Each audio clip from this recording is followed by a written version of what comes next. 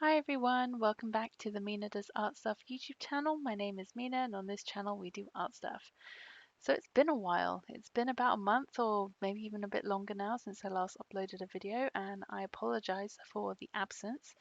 Things got a little bit hectic in June and during the beginning of July since I last uploaded. So the last video I posted was a unboxing of some beam paints that I ordered, which you can see there in the metal tin. And I said that my next video was going to be a bit of a paint with me with these beam paints. So I had fully planned on doing this shortly after I did that previous video, but then we were going to go on a holiday, and I thought I'd get a chance to do it before we left, but we didn't. But I didn't. I mean, I took the paints with me on this particular trip, didn't paint a thing on that trip. Then we were back for a week, during which time I had other work obligations and basically didn't touch my paints at all that week either, let alone these paints. And then we were away again for another week with my in laws this time, and I took my paints again with me. And this time I finally got to sit down and do this. This is why I'm not in my usual setting. And yeah, we'd just gone away for a week with my in laws, and this was definitely more of a low-key sort of relaxed holiday, less of a out and about doing a ton of stuff kind of holiday. Whereas the first one, we'd gone to Cornwall for a week, just the three of us, my husband, myself, and my daughter. So that was a lot more of a going out exploring kind of holiday. This was far more laid back, and because we had the grandparents with us, we had a lot more sort of like childcare options, as it were. And so I had a bit more downtime on some days than others. Like on this particular day, I think my in laws had taken my daughter to the swimming pool and my husband was working. So I had a bit of time to be able to paint this little, I say little, this bigger floral piece. So here I'm playing around with the beam paints. As you saw, I kind of arranged them in one of these smaller metal tins.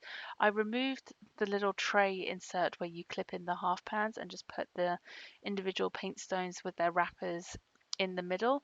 And there was a bit of extra space on either side, so I just rolled up some tissue paper, some like toilet roll or something, and wedged it in there so the pans don't move around too much when I'm painting. And as long as I don't tip the tray or the tin upside down when it's open, it's fine. Those paints aren't going anywhere. So I wasn't really following an inspiration photo or anything. I was just kind of winging it with this one, just painting some random florals. And I'm not going to talk too much about the paper and other supplies that I'm using in this video, because the next video coming up will be a video about um, what art supplies I took and that I used on this particular trip. I had filmed a video prior to leaving about what art supplies I was taking on holiday on this road trip. Um, but there again, I didn't have enough time to edit it before we left. And I realized, you know what, it might be more useful to share what I did use rather than everything I took with me that I didn't use. So I filmed that video a couple of days ago now from when I'm recording this. So that should be the next video coming up for you guys. Then I have lots of other fun videos planned going forward as well. I really enjoyed painting this one. It was a lot of fun, and whilst the paints were wet, they were really vibrant and beautiful and really lovely colors.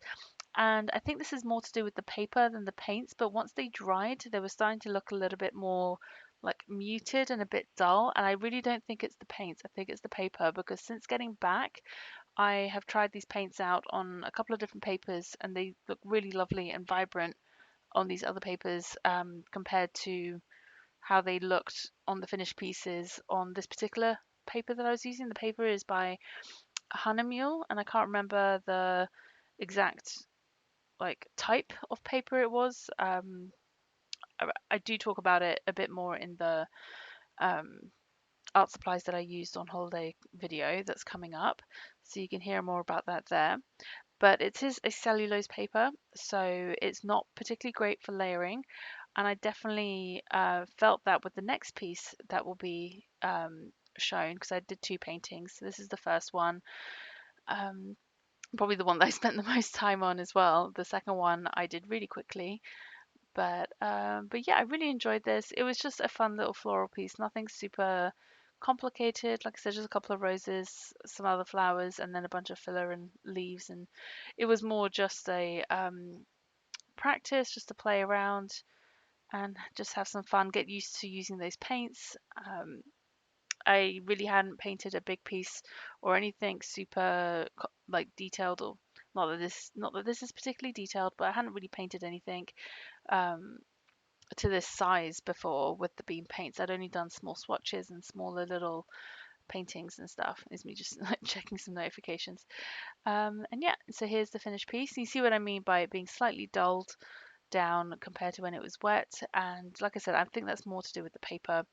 So there I just showed a little photo that I'd taken when we were on our trip in Cornwall. We went to the Eden Project, and I've just been experimenting and playing around with doing some more loose um, abstract gestural types of landscapes. Now, I'm not super happy with how this one turned out overall. Like, I don't mind the how it's turned out as like a practice piece, as it were, but it's not quite what I'd had in mind. And I think that's more to do with the paper again.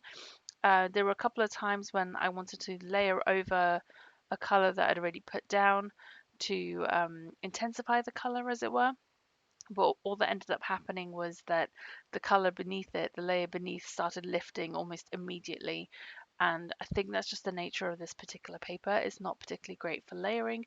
And I don't do a huge ton of layering in these types of pieces anyway, but even like the minimal amount that I was doing, it was just too much for this paper to take, and it was just immediately lifting the paint underneath it. And you'll see that in a moment or a little bit later in a couple of places, and I will point that out to you. So yeah, I was kind of going for the approach where it's just a bit more gestural, not super detailed, and they're just like painted in a little beehive. The flowers are just like splodges and dots and lines for the grass and things like that. Nothing super, um, more just like indicative of what was in the photo, as it were. And yeah, I quite like how it turned out. This is a very new sort of thing for me. I've been trying to practice more with painting landscapes and stuff. Like, I'm not great at landscapes, but I want to get better at it. And so I thought, I tend to get really hung up on details, and I'm trying to not be so hung up on details. And so I'm trying to go for like super loose, super like sketchy, abstract type of look, and kind of leaning into that whole messy look, as it were. And you can see here where I've gone over to add some extra bits, and especially with the beehive, in a second I'm going to go over it with a bit more color, and you may or may not be able to see it on camera that it kind of lifted the color beneath it. It just didn't really come out quite how I'd hoped. I'm actually really happy with how the little depiction of my daughter turned out in her red jacket and umbrella. It was just really cute. Again, not a detailed figure drawing, but it's you could tell what it is, and that was the whole point, really. Um, but yeah, there again, really enjoyed playing with these paints. They mix really beautifully. They have a really lovely sort of granular texture with some of them. Um, there you can see with the beehive on that sort of second stripe down where the paint is lifted quite a bit, and you can see the white coming through. But yeah, I really do love playing with these paints. They mix beautifully and they are beautifully pigmented.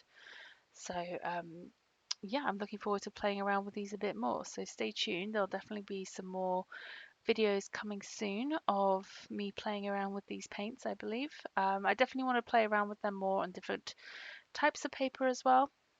So yeah, I just want to say thank you so much for joining me today. I hope you have enjoyed my little ramble and a bit of a catch up about what's been going on.